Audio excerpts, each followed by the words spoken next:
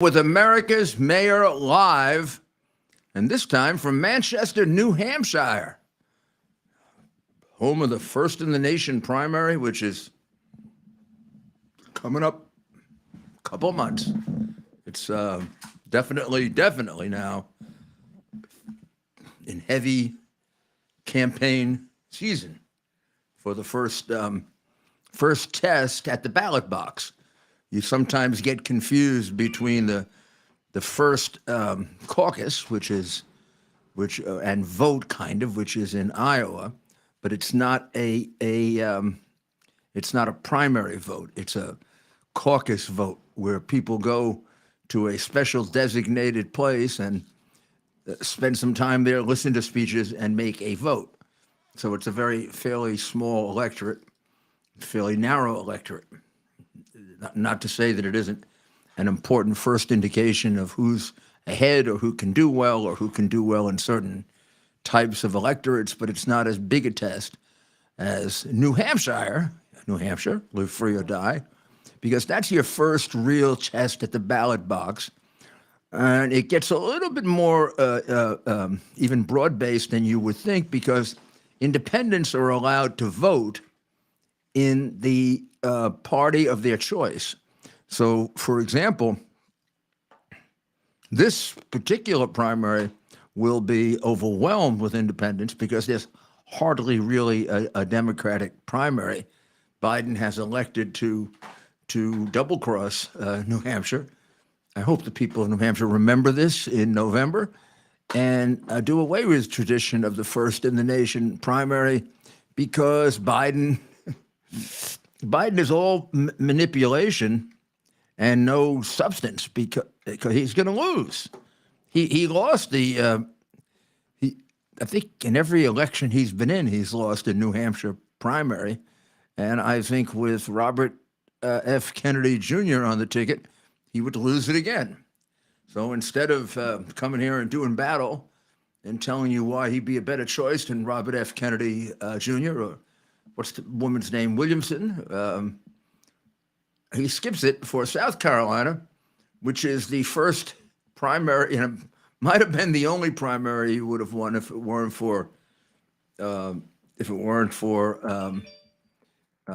fact that the party bosses got together like they did for Hillary and organized a nomination for him and pushed everybody out of the way. In particular, Bernie Sanders. Bernie probably likes that. I mean, Bernie's the only guy that's been double-crossed so often and comes back for more double-crossing that you wonder if it isn't part of his personality that he likes to be double-crossed. But hey, everybody to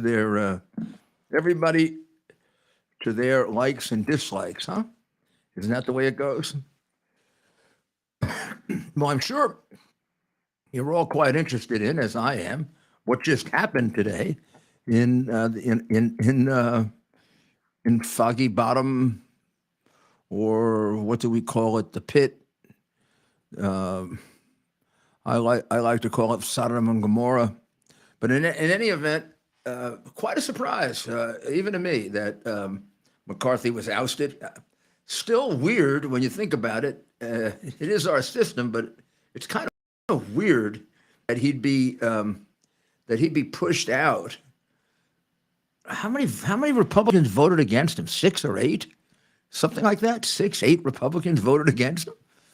The entire Republican caucus voted for him. He had something like a 90 to 10. If we did it in percentages, it's probably a 90% vote, and he loses because Matt Gaetz and a couple of his friends decide that he isn't conservative enough. He plays ball with the Democrats.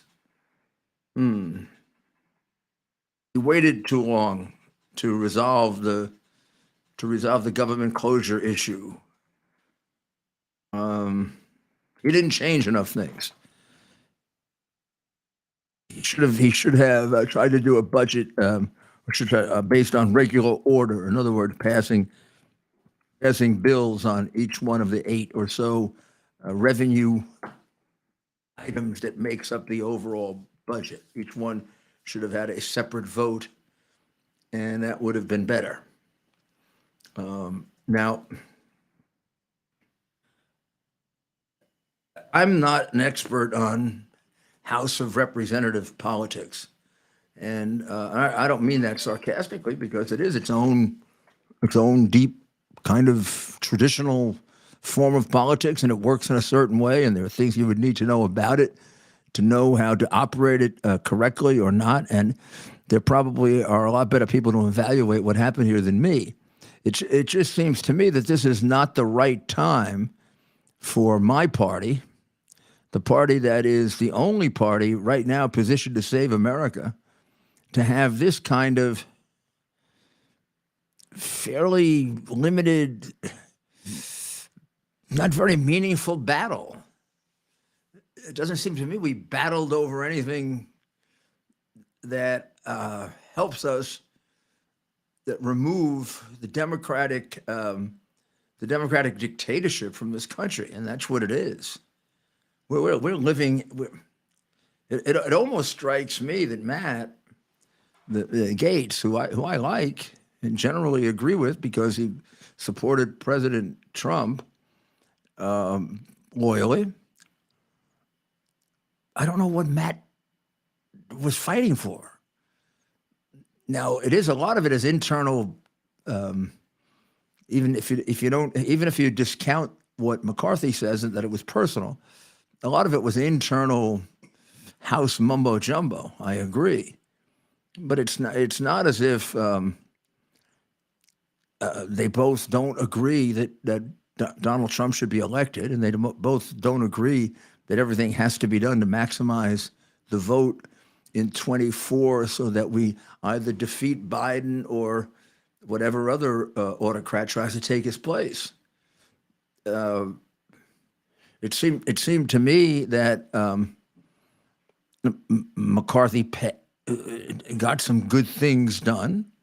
I think that even with the continuing resolution, which maybe you couldn't have, maybe no one in the world could have done much better than that when you consider the reality of the numbers of votes, to get the prevention, even the holdback of money for Ukraine was a plus and a good one, because we wanted to make a statement about Ukraine. And the statement about Ukraine is not necessarily we want to defund Ukraine completely, or that we want to walk out on Ukraine and let Russia win. The statement is, do we know why we're spending the money, and are we spending it accountably? It seems to me we don't have a purpose. We're not engaged in war in the sense that we're legally engaged in war or our troops are in harm's way. But we are engaged in war in the sense that we're supporting a war. We're funding it. Now, if it weren't for us, and in this case, Europe has put in a lot of the funding. This is not one where we've been given the only burden, but we have put in a tremendous amount of money. So we are supporting a war.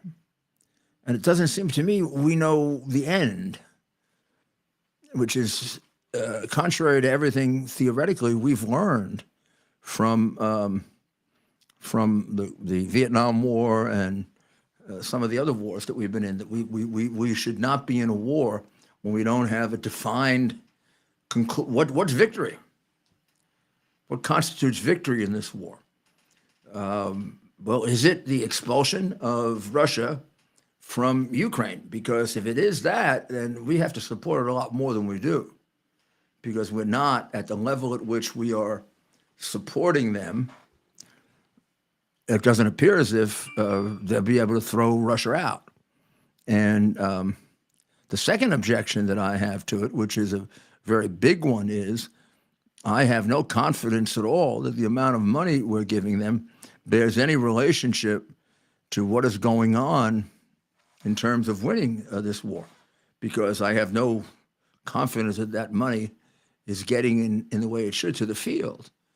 I know that country better than most, and I know what I know about the country, not the people, the nation, the structure. is you can't get much more crooked than that. They like to say it's the second most crooked nation in the world. I don't know that there's really much of a distinction when you get that crooked. And the question is, how much gets to the battlefield? If you think all of it does, then you're not shouldn't be part of this analysis because you don't know what the hell you're talking about. A lot of it doesn't get there. And I don't see anything serious being done to stop Biden from doing that. And I have no doubt that Biden's being compromised is one of the reasons why we have so little control over the money. I think another president without the serious crimes that were committed with Ukraine that is well known to the leadership of Ukraine, maybe better known than even to the United States. I seriously doubt that any president would give the money without the lack of controls that that Biden has done.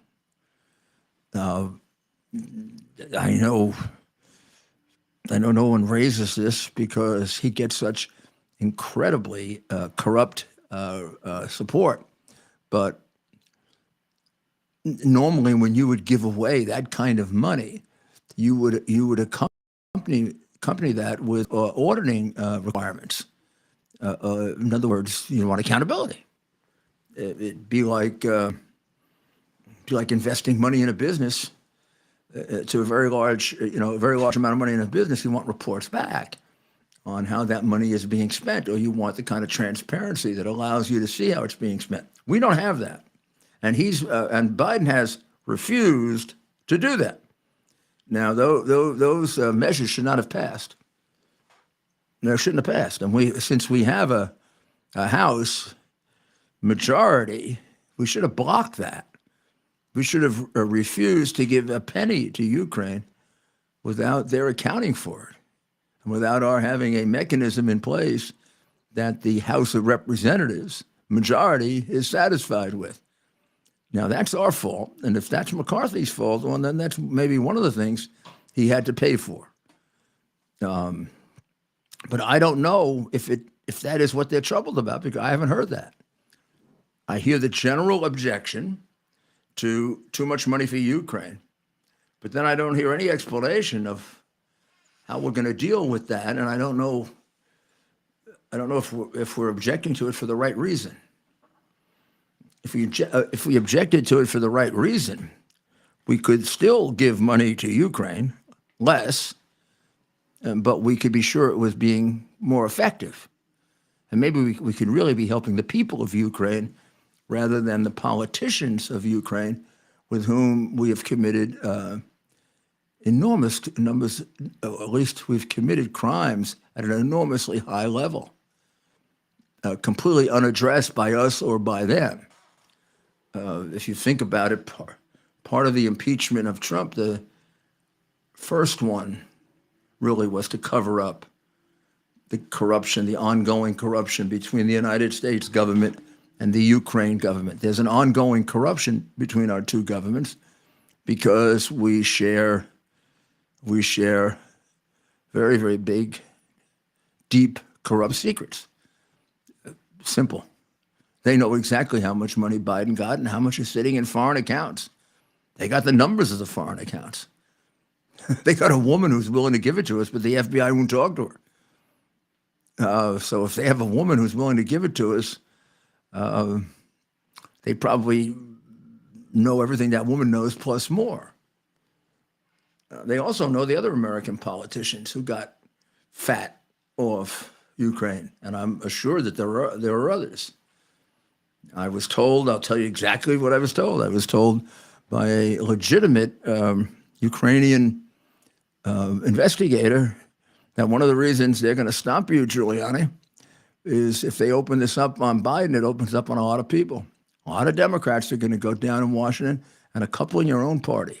It's a quote. A lot of Democrats and a couple in your own party. And I'm not, number one, I'm not hiding an awful lot from you if I hide from you my speculation about that, because I can't put names on all of that. And to the extent that I can, it would be highly irresponsible because I don't have the proof, and I don't do that. I know Democrats like to think I do, but I don't. I'm not like them. I'm not like Goldman, and I'm not like Shifty Schiff and Swalwell. And if I accuse you of something, there's a body of evidence this big, which is what exists against Biden, even way before I made the first accusation. I went and interviewed the people. I didn't interview them after. I interviewed them before, and I have it on tape. And you can see it at RudyGiulianiCS.com, podcast 1 to 12, with 1 or 2 interrupted for other things. I don't say things. I say things that I have support for, and it's the thing that all the Biden people coming after me in all these different cases want to ignore. I've got backup for everything that I say.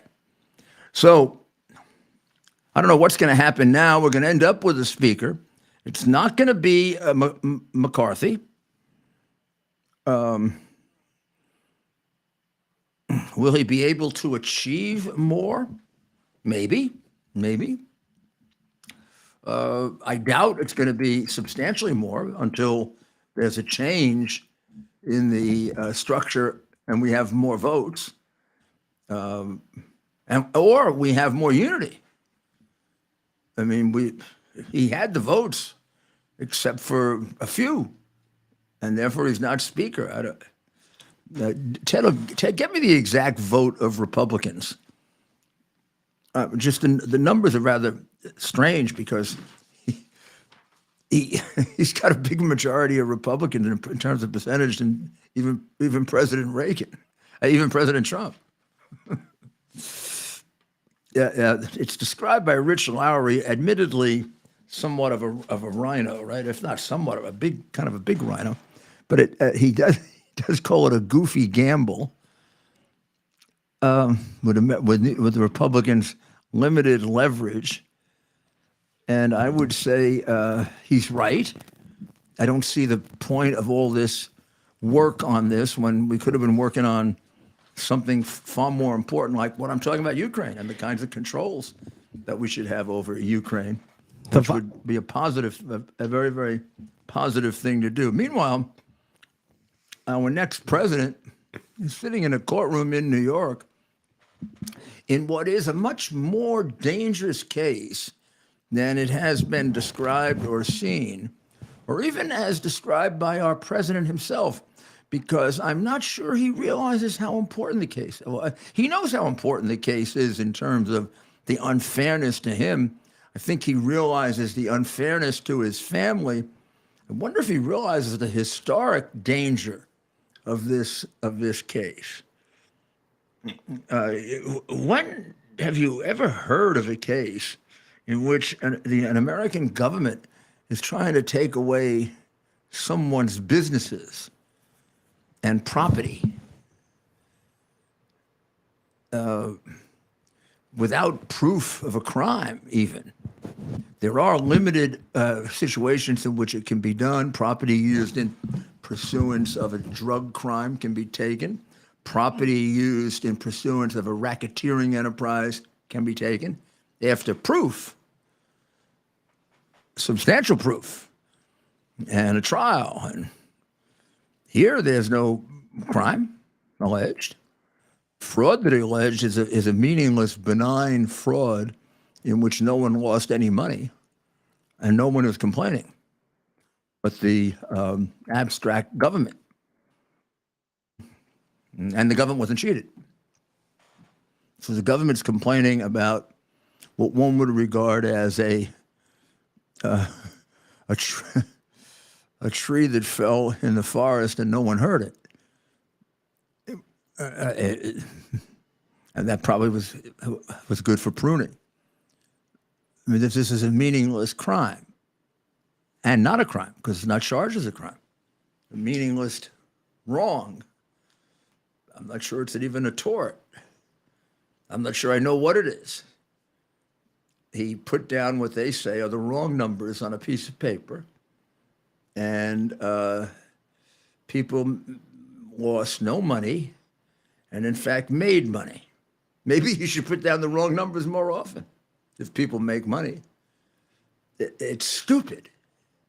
It's exceedingly stupid, and it may be something that only could happen in a corrupt city and state like New York, with our two feckless leaders who are running off, complicating the situation at the border, or complicating the situation for migrants much more than even in most other states, because one, they don't know what the hell they're doing, and they're both in politics for all the wrong reasons. She's trying to make a big score on the Buffalo Stadium, and it looks like he's trying to give out contracts to all his pals for homelessness. I mean, the amounts of money we spend on homelessness, $1 billion or $500 million to one company, and again, with no controls, because we're in an emergency.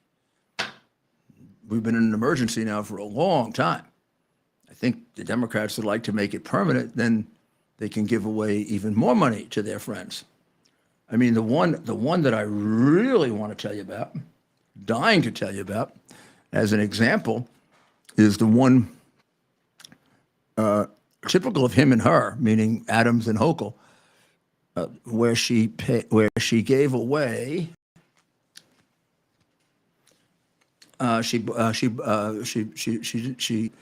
She bought in a no-bid contract, because it's an emergency, like all the ones he's putting out, the 500 million that he put out for homelessness, for example, no bid, to a guy who has since had to resign, whose name was Capone. Isn't that funny? So Hochul, during her campaign, had to purchase very, very quickly lots of COVID tests, even though COVID was over. But she spent 600.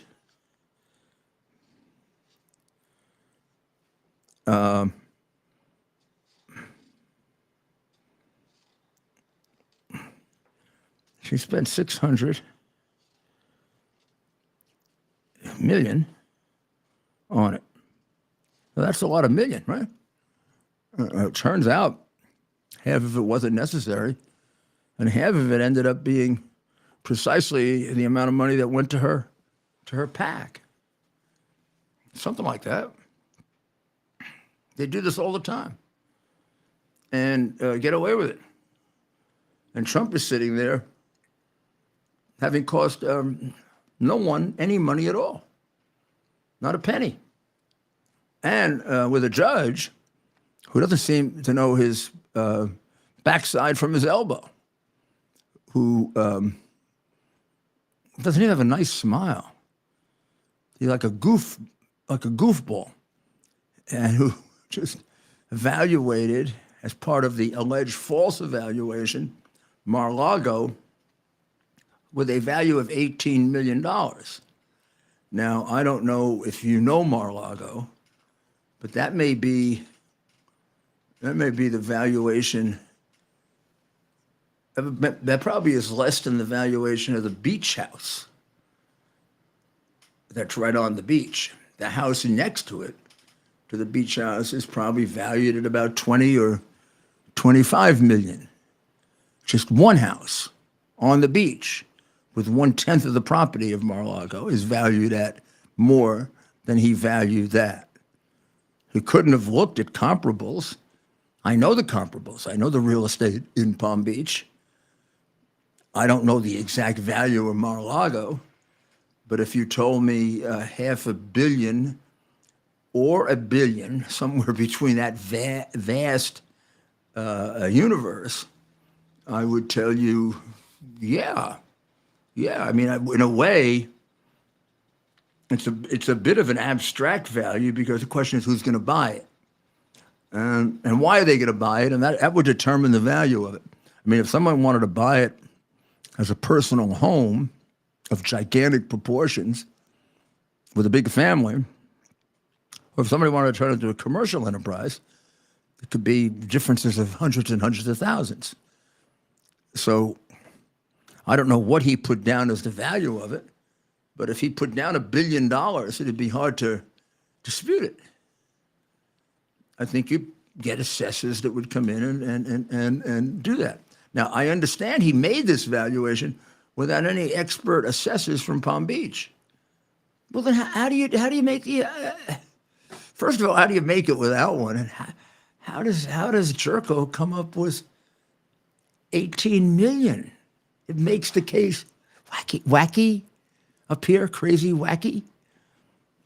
This is also a case that that Letitia James has brought as part of her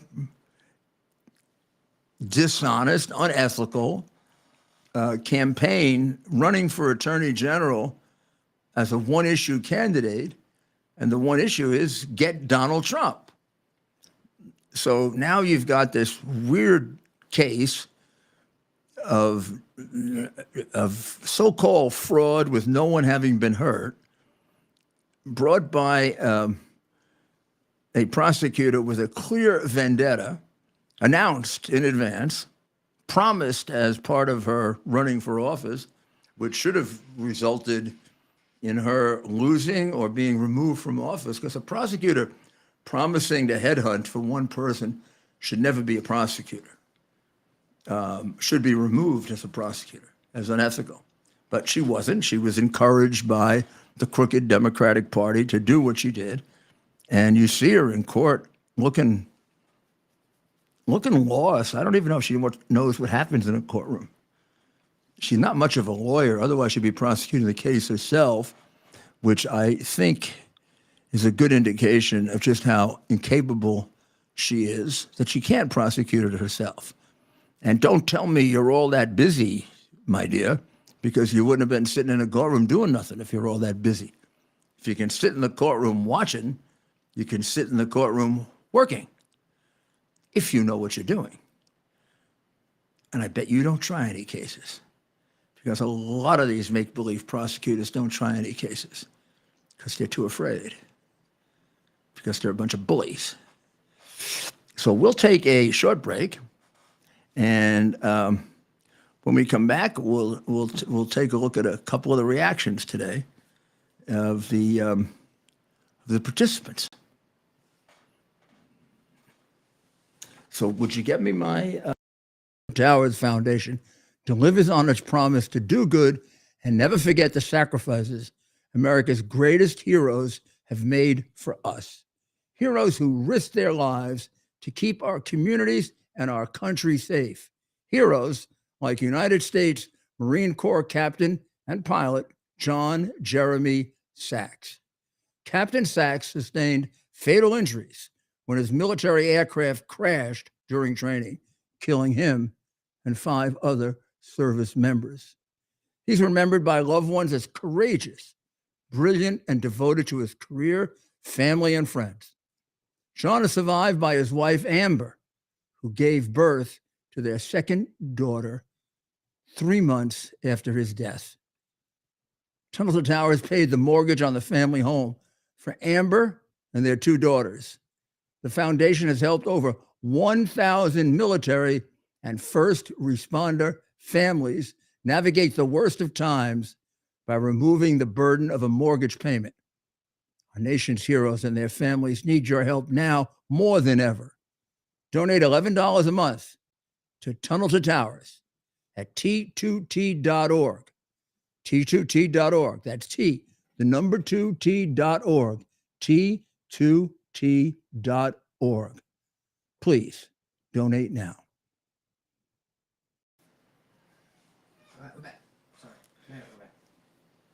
Welcome back to America's Mayor Live.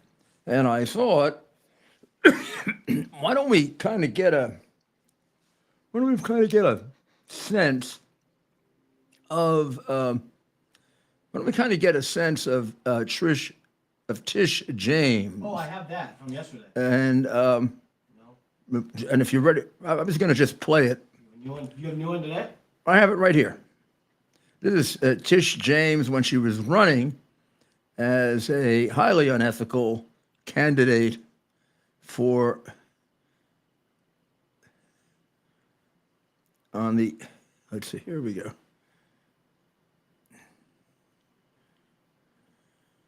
Here we are.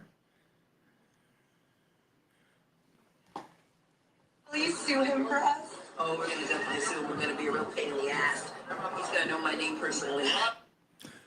Basically, she said, I don't know if you heard that. Will you sue him for us? Oh, we're going to definitely sue him. We're going to be a real pain in the ass. He's going to know my name personally. She said that, will you sue him for us, I think? And she said, we'll be a real pain in the ass.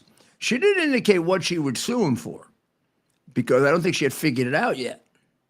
In other words, this was a candidate who had a person to prosecute, and then she was in search of a crime. Then after that, she would find the crime to prosecute him for.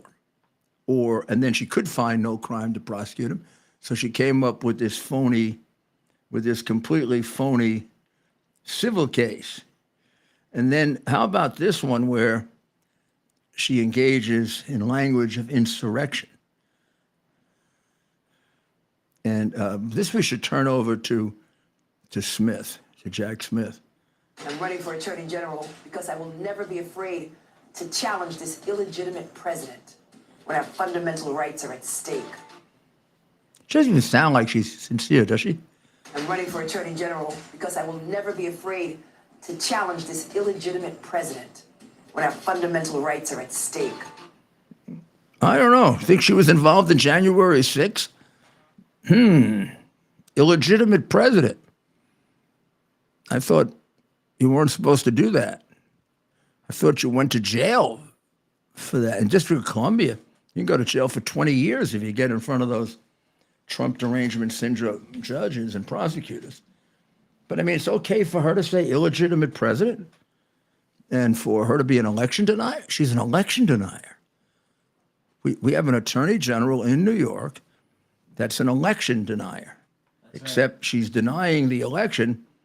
That's okay for the liberals to deny. It's okay for her to deny those. The reality is that this entire case is part of a group of cases, including the 4 others that are up for trial next year, that are brought all and only by Democratic prosecutors and Democratic political structures in places with crooked Democratic political structures, whether it's the District of Columbia or Atlanta or New York. I mean, you could have found a couple more corrupt cities like Detroit and Philadelphia, if you wanted to, Chicago, places like that. Let's see if we can pick up on illegitimate political institutions, crooked ones, where we have politically appointed judges, which is what we have in New York. I don't know if I have to again go and explain to you the facade or the phoniness of the judges being elected in New York when they're selected by the political party, the hacks. They're selected by the leaders of the political party, literally and figuratively, in the smoke-filled back room. So if your name is on the ballot in New York as a Supreme Court justice, that's our trial court justice. That's what the guy who thinks Mar-a-Lago is worth $18 million he's a Supreme Court justice elected by the people of New York City. Except I think he was unopposed, like elected in the Soviet Union. And he was unopposed because he was selected by the one party that dictates what goes on in the city, the Democrat Communist Party. So you realize the election thing is phony, right?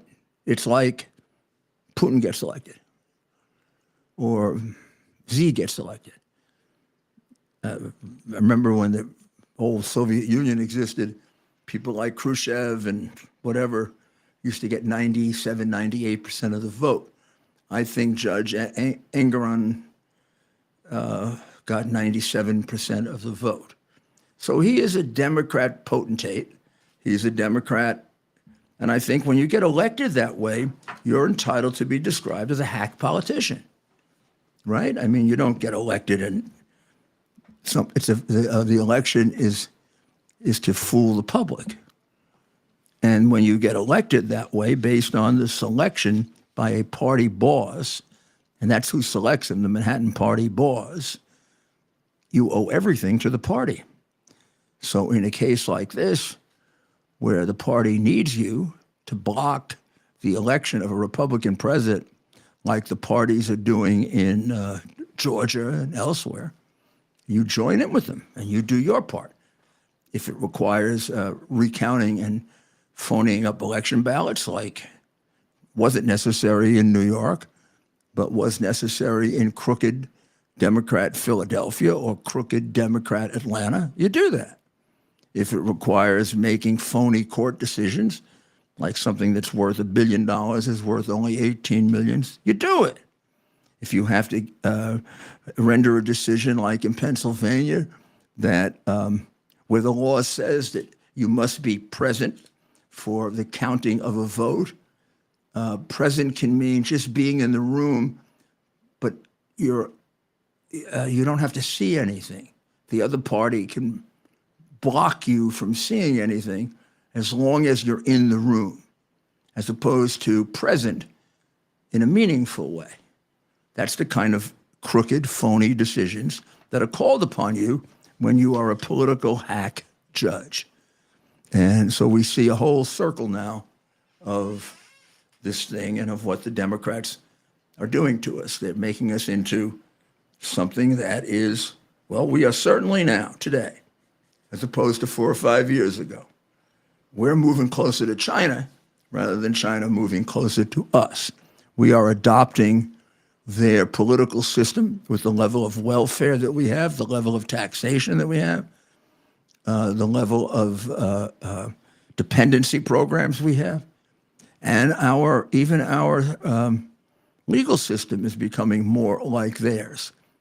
Guilty and cases then put in places where you're guilty before you're tried, and when you do get tried, they just affirm that you're guilty, like in the District of Columbia, or by judges who don't think you're entitled to bail pending trial and put you in prison for two years for interrupting a government proceeding. Unless, of course, you're a Democratic congressman who likes to do false fire alarms in order to interrupt votes that he doesn't agree with. And that's exactly what Jamal Bowman did the other day. Now we're coming up with all kinds of excuses like he didn't know he was pulling the fire alarm. This is the former principal or assistant principal of a school. The only good thing about it is he's no longer a former principal or assistant principal of the school because he spent his life already ruining the education of enough children and turning them to the extent that he could into communists. He's a socialist, after all. And I wonder if he used to pull false fire alarms for fun there when he didn't like things that were going on. But in any event, yep, he pulled the fire alarm. There's no doubt about it. He lied about it. His Democratic crooked friends covered it up.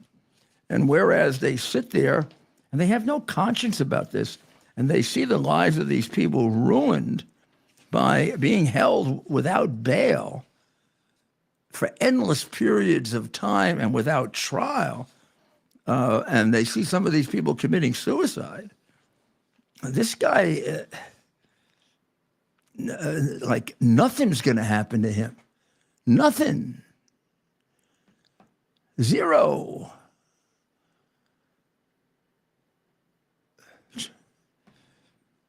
he's just going to be able to be a congressman. I guess he voted against McCarthy. It's really amazing. I know a lot of our audience is sympathetic with getting rid of McCarthy, and I'm not telling you if you're right or wrong about that. I am telling you you're wrong about getting rid of him based on Democratic votes, which is what you did. We have that final vote, the breakdown of Democrats and Republicans, Ted.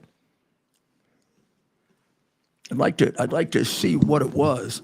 Had to be virtually every Democrat voted against him, and every Republican but a few voted for him. But he's gone as our leader because Matt Gaetz, who was angry at him for making a deal with the Democrats, went ahead and made a fatal deal with the Democrats.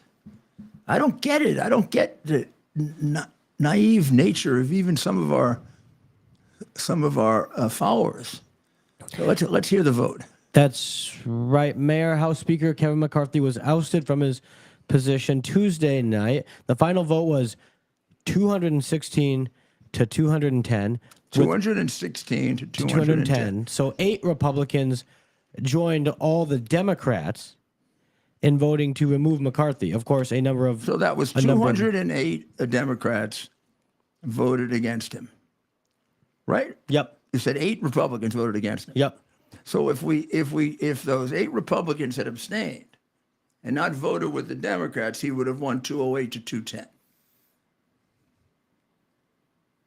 If they had all respond, yeah, if they all abstained. If the Republicans, if only the Democrats were allowed to vote against him and no Republicans joined them, he would have had 210 votes, right? Yep.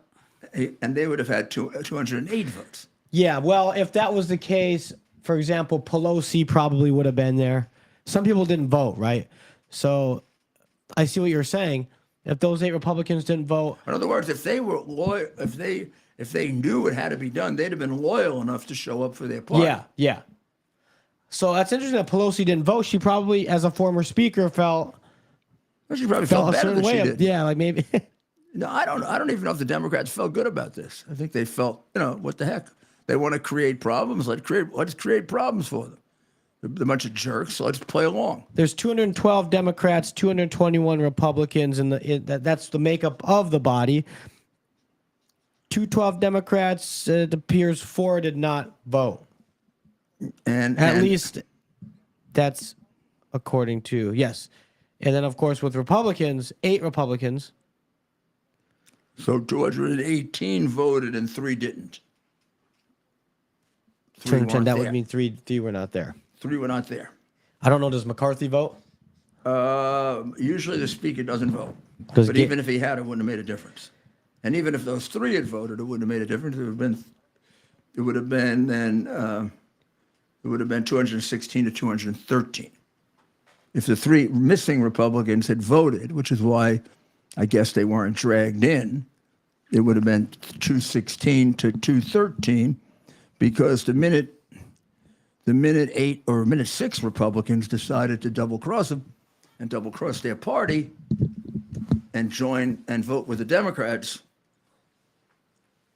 Ted, why doesn't that bother them? The Republicans who voted with the Democrats against the overwhelming numbers in their, don't they have respect? They don't. For the overwhelming numbers in their party. I know we have this rhino thing, but if he had 210 Republicans voting for him, most of those people are not rhinos. Well, it's not, and let's not look at the members themselves, right? Let's not put names to the members of Congress.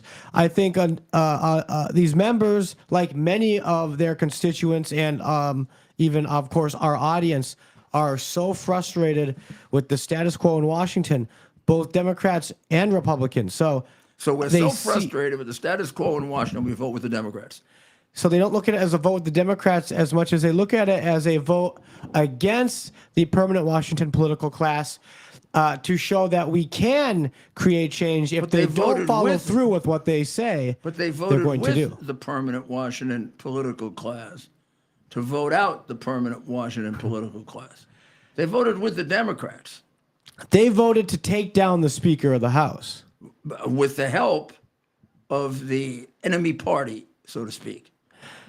If there's a permanent Washington problem, it's got to be more Democrat than Republican.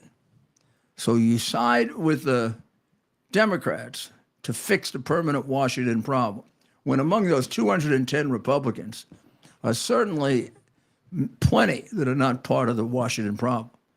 And you leave them hanging out to dry. And you disregard their wishes because you're a genius and you know how to fix it. And I know the people you're talking about, and they're very nice people. I don't know if there's one in the genius class. Of course, you got Matt Gaetz leading the charge. Yeah, okay. Woo. Very, very, very impressive. Matt Gaetz. I like Matt until now. I believe that this was an unnecessary, completely unnecessary blow to a party that has to remain united if it's going to save the United States of America.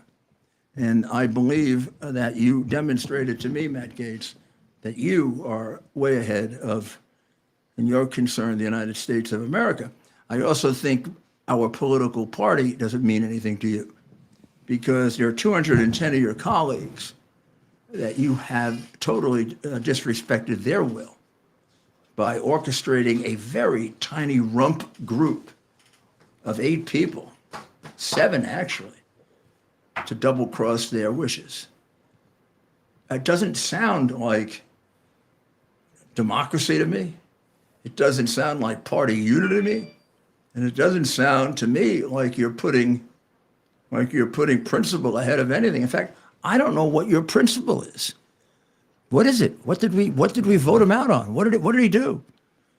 He worked with the Democrats to overcome closing of government, which every Republican leader has to do, and every Democratic leader has to do, and the next one's going to do it.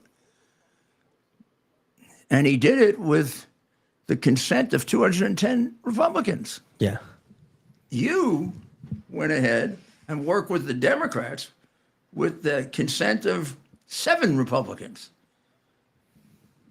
So who's the traitor to the party?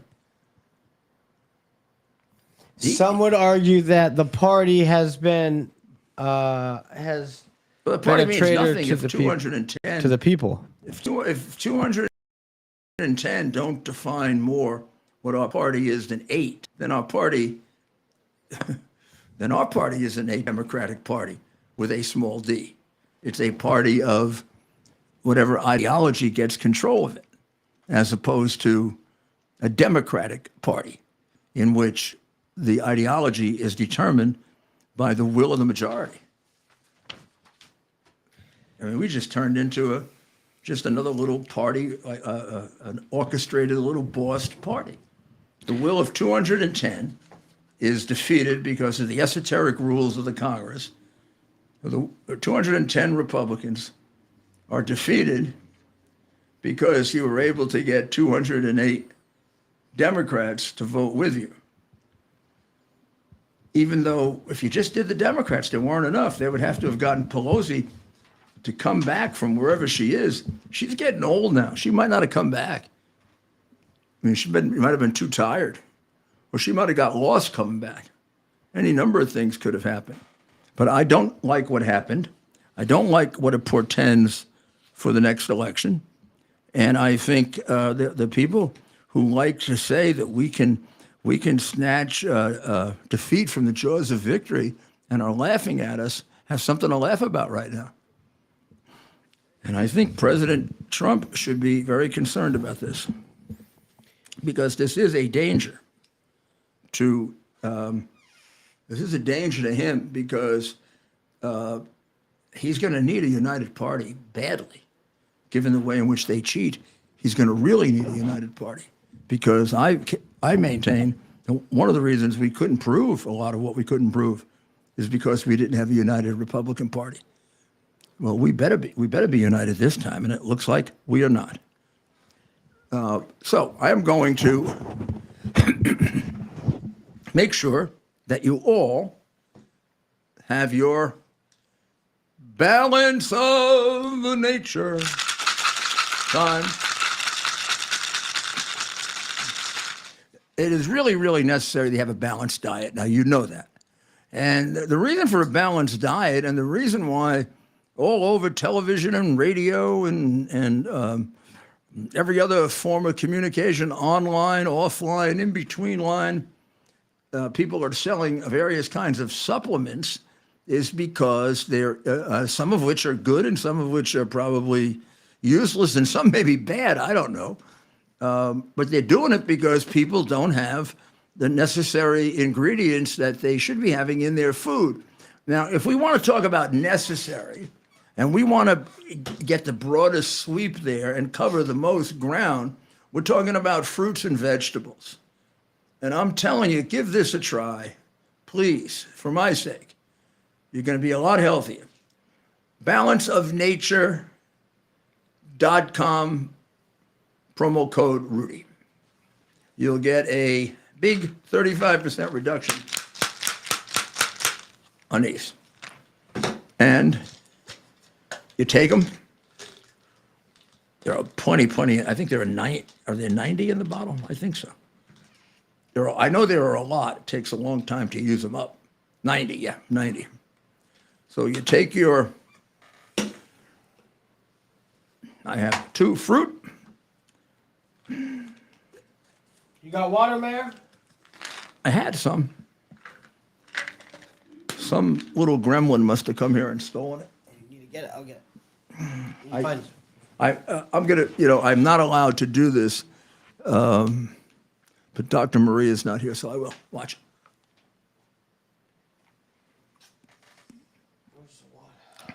Swallowed successfully. He will get me some water.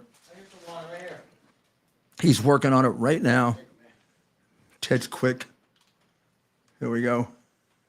But I already swallowed it, Ted. What? You swallowed it without water?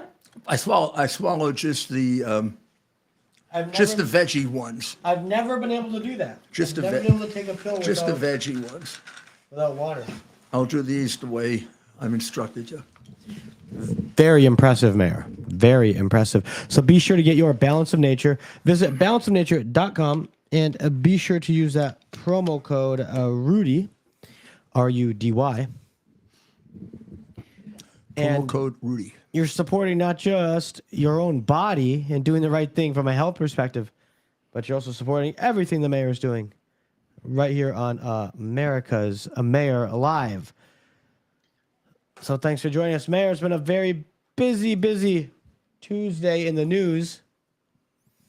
See? Promo code Rudy. Hunter Biden was in court, pled not guilty today. Oh, my goodness, what a surprise that he pled not guilty. That was his gun case. That's the one where the day before he signed that he wasn't a drug addict, he was driving an automobile smoking dope. Is that right? Is that right? That's right. So are we watching Matt Gaetz now? I'm prepping the clip. I just saw Matt Gaetz. Is that an old one or is he back on the? Are they back on the floor? This is old. I'm preparing this for the show. With You had asked for some 210 reaction. Democrats that ran against him, that voted against him, right? He must be a very popular guy in Washington tonight. I mean, here I am, a Republican member. I vote with 209 of my colleagues. And this guy goes and pulls out 8 that are willing, or 7 that are willing to vote with the enemy, and I get beat. Somehow, something about that, maybe it shouldn't, Ted, but something about that really bothers me. And it tells me you're not playing in the sandbox, pal. When you're telling me that 8 members can better divine the true Republican Party than 210. In a democracy, I don't get that. It sounds to me like you're defining your own political party for 8 people. That's not productive. what's his goal? I mean, he hates McCarthy because McCarthy didn't block his ethics investigations. That's what Laura Ingraham seemed to be getting at when she was cross-examining him, and he wouldn't admit it. She said, "Oh, everybody knows that," or something like that. And he said he was the most investigated man in Congress. That can't be true. Trump is. He can't be the most investigated man. What did he do to get investigated that much? He couldn't have done all the things I did. Yeah. I'm more investigated than he is. Right? Of course. Nobody ever took his iCloud and didn't tell him, right? Like they did with he steal. The FBI stole my iCloud account and they had it for 2.5 years. Didn't even know it. Couldn't do anything wrong if I wanted to. And I didn't. Although they are charging me with something, I can't figure out what it is. Oh yeah, I'm being charged with being a lawyer. I'm also being disbarred for being a lawyer. Being charged with being a lawyer and being disbarred for being a lawyer. And all of it is because I represented Donald Trump. You want the best indication of it? You know when they went and stole my iCloud account? Surreptitiously, illegally, I believe, the day I began representing Donald Trump. No interest in me until then. Then they got real interested. Whew. They decided taking my iCloud account wasn't enough. They could come and raid my house, my law office, go through my business for 20 years, and put out one leaking lie after another, including right down to today. Good news, it was really strange how on the show last night, we found out that Charlotte Senna was found alive. I saw this story in the newspapers, and Dr. Maria often, when she's with us, puts out stories on children who are on Amber's Alert. In fact, we were useful in helping to find two, and this one we weren't. It just was serendipity. But I put it up, and as I was putting it up, Ted noticed that within that hour they had found her. So we were able to announce on the air that she was found after having been kidnapped by a perverted creep who's now under arrest. And the creep is Craig Ross Jr. And Charlotte is in good health. She went to the hospital to be checked out, as would be the case, right? And I believe she's been returned home to the safe confines of her loving parents.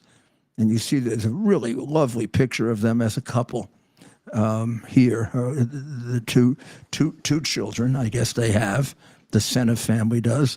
They live near Saratoga Springs in New York. You might have seen Governor Hochul on TV announcing the details of this, and she was quite emotional, as she should be, about this.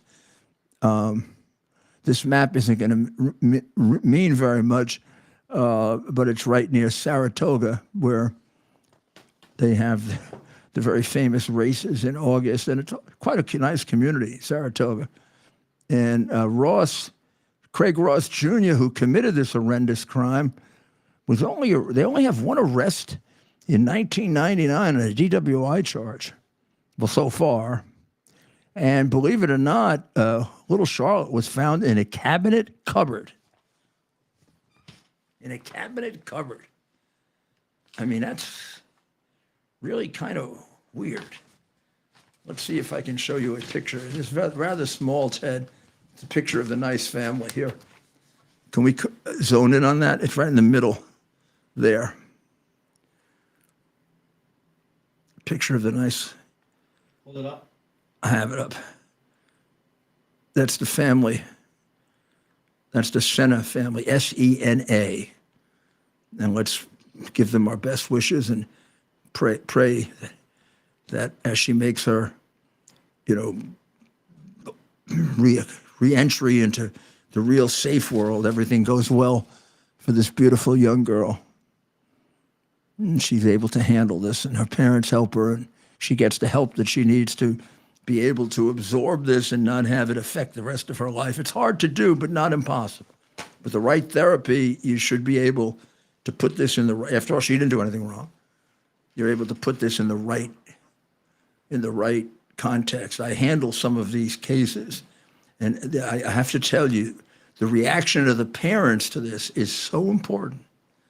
Like, God forbid, you have a child that's been abused, and I don't know that she was. No one's saying she was. We don't know. We don't know what happened to her. But if you have a child that's been abused sexually, do not panic over it. And if you're going to panic over it, go lock yourself in a room somewhere and do it. Don't let the kids see it.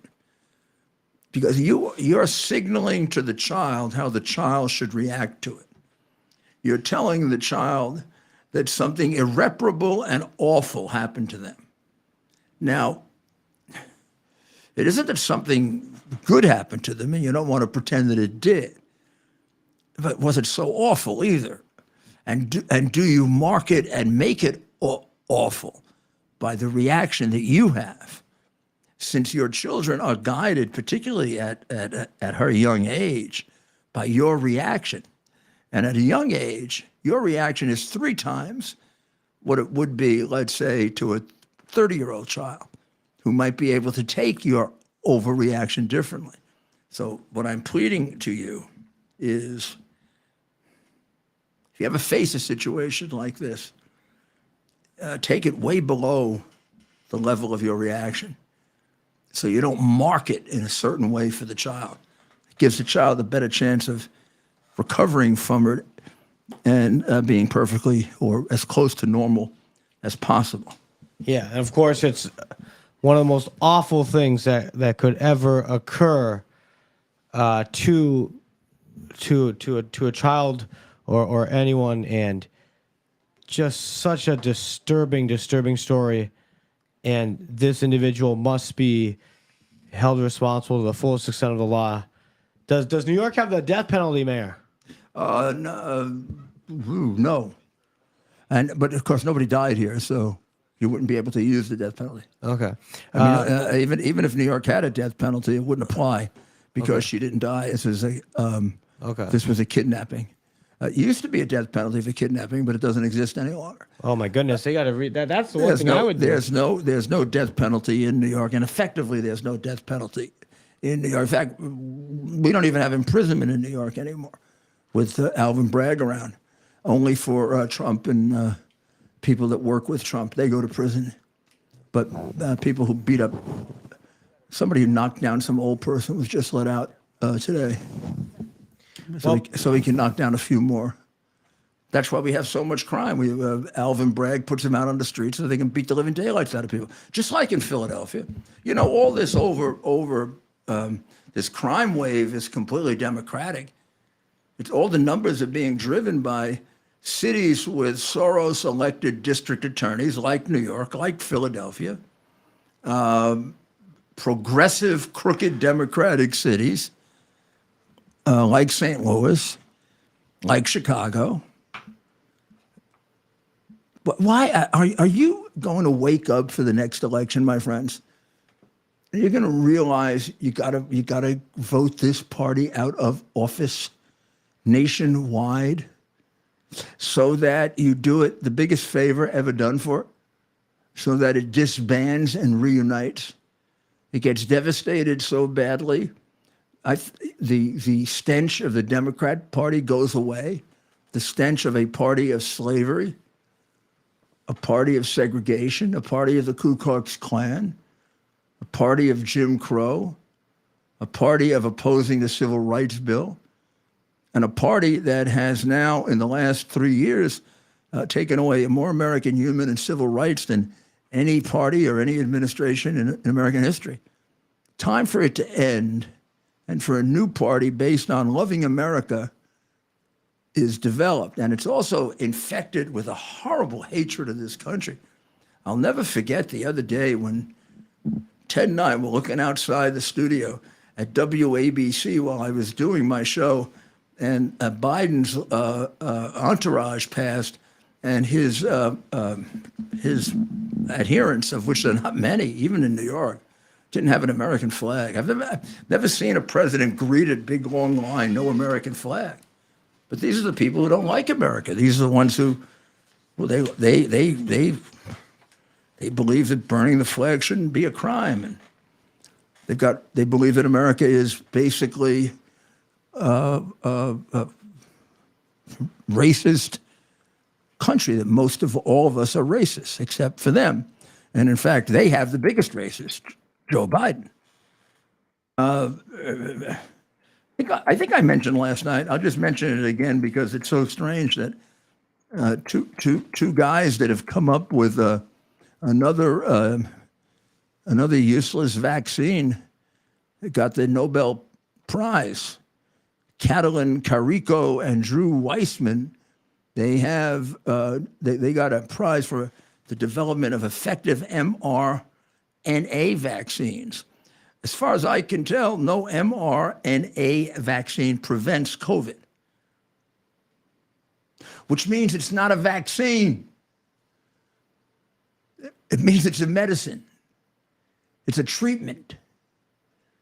It slows the disease down. It prevents it for 4 months and whatever. A vaccine is supposed to protect you. It's supposed to give you the equivalent of natural immunity to a disease. And for the longest time, these lying scientists for money would tell us that the vaccine was better than natural immunity, which everybody knew was untrue. But they just continued it. And if you said the opposite, you were banned on YouTube, just so more Americans could die. Huh?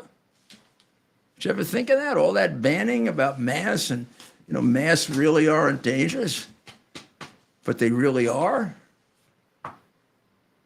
You don't think it did tremendous damage to people?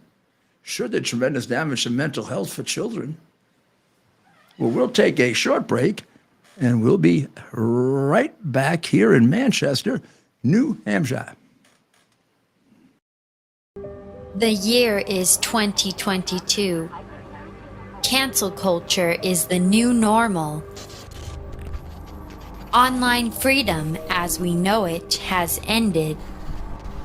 Digital stockades are here. All activity is monitored, stored, and predictively analyzed by a technological cartel. We're being converted into a digital resource, a digital currency to be farmed for metadata and loaded into a computerized combine, blockchained to a social engineering operating system. However, it doesn't have to be this way. Be part of a new technological revolution. Right now, 1,000 test pilots have launched themselves into a new digital frontier, a private network outside of big tech control. New technology with state-of-the-art digital engagement and never-done-before security and privacy features that are now operational. With Quick's digital engagement, entertainment, communication, and commercial exchange will never be the same. We are QUX. Quicks. Advanced pre-release sales are limited to 3,000. Order now by visiting quicks.tv. Get yours now before they sell out. Be part of a brand new online experience that you control.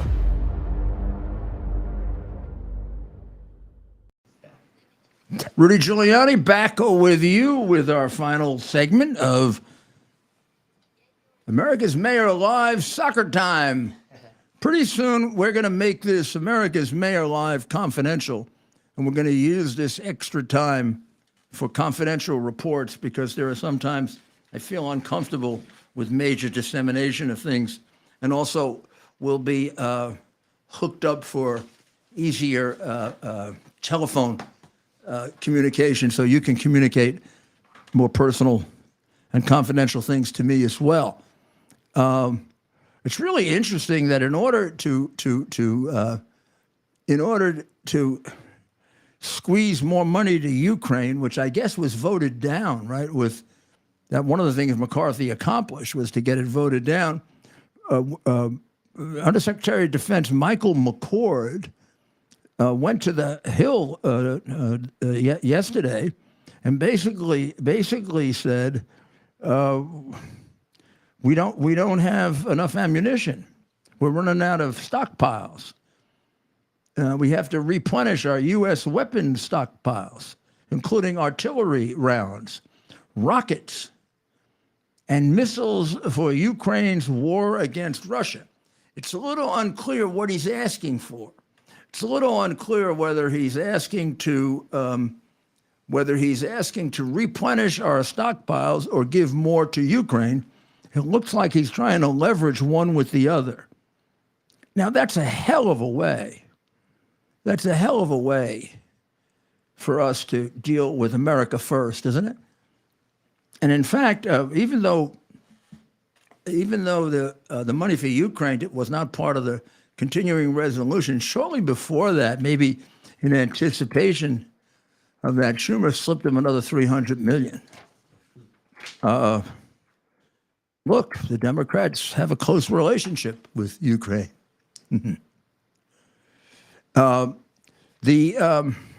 can go into this in more detail tomorrow, but the governor of New York and the mayor of New York are being described by one of the most distinguished New York columnists as the cowardly lions because of their approach to immigration, which is to, in the case of Mayor Adams, have gone out of his way to invite them here with unbelievable promises of wonderful things that will happen to them, much better than in other cities. He was doing this all throughout his campaign and up until about 9 months ago. Until now, he doesn't like them anymore. He still likes them, but he wants to get rid of them because he's got 100,000 of them, maybe 110,000. And when he sends them off to other places, nobody wants to keep them for too long because in one case in Buffalo, they started raping people. Please remember that these large hordes of make-believe asylees, because it's no more than 1 in 10 that has even close to a legitimate claim of asylum, that these people are selected by the Mexican cartels. This is not just a random distribution of people. These are people that are allowed over the border by the cartels, which means the cartels are going to want to get something out of the large numbers of them. So these people would tend to be considerably more dangerous than the illegal immigrant of, let's say, 2 decades ago or a decade ago. Or this is a much more selected group. And what do you think, Ted? The president's been in court now for 2 days, not campaigning. There's only one of these trials going on right now. Next year, there are going to be 4 of them. How do you run for president and sit in a Manhattan courtroom? Well, if there's somebody that can do it, it's definitely President Trump. They're trying to jam him up. It's just another way, just like with you, Mayor. The process is a big part of the punishment. They have him sitting there in court. But again, President Trump and Mayor Giuliani both being focused on the dozens of lawsuits each, being just, let me rephrase that. Let's start with President Trump. President Trump being distracted, dealing with 12 lawsuits while running for president. I'll take him still. Oh my gosh! Over Joe Biden. Over numbskull. Just like with you. And Mayor Giuliani being distracted by a dozen lawsuits. So then he's. I'll take you. No, President Trump being president for a quarter of a day is 1,000 times better than a yo-yo. Yeah. Or yo-yo's assistant, Yaya. So they're trying to Vice President. Yes. Yeah. They're doing everything they can to even the playing field because President Trump is just. I would like to introduce President Harris. That's what he introduced it. I'd like to introduce President Harris. Thank you, President Harris. President Harris, how is your mission on the border coming as czar of the border? That's very good. That's her cackle. Very, very good. You're making big progress, in other words, keeping the border open. That's her It does seem like you're letting in a disproportionate number of criminals, Czar Harris. Is that the case? That's, of course, the mayor. You are imitating Kamala Harris's laugh there. I am right? not. I am her. Yeah. I did a perfect imitation of her. Oh no, I have another one. What's Ukraine? Ukraine is a small country that is next to a big country called Russia. And Russia, children, is a big country next to a small country called Ukraine. Very good, Vice President. Very good. That's so much better than the president would have done. He would have said, Colombia is a big country next to a small country called Portugal. And Mr. President, there's an ocean in between them.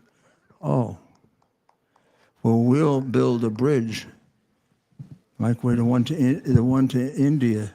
That we'll build a bridge from Colombia to what's that other country's name? Portugal to Portugal. Well, enough for Saturday Night Live, which wouldn't have the guts to touch this in a million years, right? No. Can you imagine the material they have from this guy? It's got to be 10 times the material from any president that ever existed since the beginning of their show. They used to have, Ford falling down, but he never fell down going up the steps. Well, let's see what happens tomorrow. I am concerned about what's going on in my party, and I want to see it fixed right away because I have a very, very selfish concern, and that is I don't really give all that much of a damn right now about them. I give a damn about America, and they're a vessel for saving America. I've told this to the president. This election is much more important than him or me or you or anybody. It's about our country and what we're going to turn over to our children. And we can't give them advantages. I mean, you lose elections sometimes on your own errors, like you lose games on your own errors. And this one, damn it, we cannot be losing at all, certainly not on our own errors. We got to overcome our differences to see our similarities. I mean, that's what gets me so angry with the double-crossing Republicans. Well, maybe sometimes it's a broader group of double-crossing Republicans. Those 8 better think really hard why they voted against the 210 and why they think they're so much damn smarter than the 210. And we got to get this together right away. And we got to organize this and put it behind us so we can get about the business of saving America. Not saving it, taking it back. We're there already. We're at socialism. We're at communism. We're at forms of fascism. What the hell do you think that case in New York is about? Taking a man's property away in America? Forget who it is. We're taking his property away. That's what you do in this. That's what Stalin did. Okay. You have a wonderful evening. Tomorrow night, when you come back here, if everything goes the way I think it's going to go, we got something planned for tomorrow. What time should they be listening for, Ted? Tomorrow. 11 a.m. 11 a.m. We're going to shake things up a little. Time to go on offense. Big time. You'll see. Stick with us. And I think we're going to have a fascinating show tomorrow night. In fact, we'll be ready to talk to you about it at 3 on WABCradio.com. And then we'll be able to talk to you about it and look you straight in the eye at 8 on our live cast. So is Rudy Giuliani. And tonight, say a special prayer that everything goes well tomorrow. And say a special prayer for America. God bless America. House and the country into chaos. Chaos is Speaker McCarthy. Chaos is somebody who we cannot trust with their word. The one thing that the White House, House Democrats, and many of us on the conservative side of the Republican caucus would argue is that the thing we have in common, Kevin McCarthy said something to all of us at one point or another that he didn't really mean and never intended to live up to. I don't think voting against Kevin McCarthy is chaos. I think $33 trillion in debt is chaos. I think that facing a $2.2 trillion annual deficit is chaos. I think that not passing single subject spending bills is chaos. I think the fact that we have been governed in this country since the mid-90s by continuing resolution and omnibus is chaos. And the way to liberate ourselves from that is a series of reforms to this body that I would hope would outlast Speaker McCarthy's time here, would outlast my time here, and would outlast either of our majorities. Reforms that I have heard some of the most conservative members of this body fight for, and some of the reforms that we've been battling for that I've even heard those in the Democrat caucus say would be worthy and helpful to the House, like open amendments, like understanding what the budget is. We have been out of compliance with budget laws for most of my life, most of many of your lives. And by the way, if we did those things, if we had single subject bills, if we had an understanding on the top line, if we had open amendments, if we had trust and honesty and understanding, there would be times when my conservative colleagues and I would lose, might be a few times when we'd win. There'd be times that we would form partnerships that might otherwise not be really predictable in the American body politic, but the American people would see us legislating. To Cal State. So I sold my business, going to school. I opened up the local paper and said, be a summer intern in Washington, D.C. with my local congressman. I did not know this man, but I thought he'd be lucky to have me, so I applied. And you know what he did? He turned me down. But you want to know the end of the story? I got elected to a seat I couldn't get an internship for. I ended up being the 55th Speaker of the House. One of the greatest honors. I loved every minute. And the one Our purpose to bring to bear the principle of common sense and rational discussion to the issues of our day. America was created at a time of great turmoil, tremendous disagreements, anger, hatred. It was a book written in 1776 that guided much of the discipline of thinking that brought to us the discovery of our freedoms, of our God-given freedoms.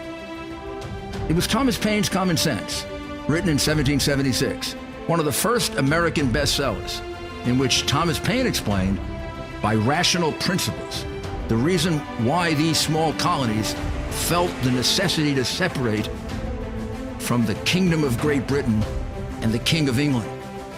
He explained their inherent desire for liberty, for freedom, freedom of religion, freedom of speech, the ability to select the people who govern them. And he explained it in ways that were understandable to all the people, not just the elite. Because the desire for freedom is universal. The desire for freedom adheres in the human mind, and it is part of the human soul. This is exactly the time we should consult our history. Look at what we've done in the past and see if we can't use it to help us now. We understand that our founders created the greatest country in the history of the world, the greatest democracy, the freest country, a country that has taken more people out of poverty than any country ever. All of us are so fortunate to be Americans. But a great deal of the reason for America's constant ability to self-improve is because we're able to reason, we're able to talk, we're able to analyze. We are able to apply our God-given common sense. So let's do it.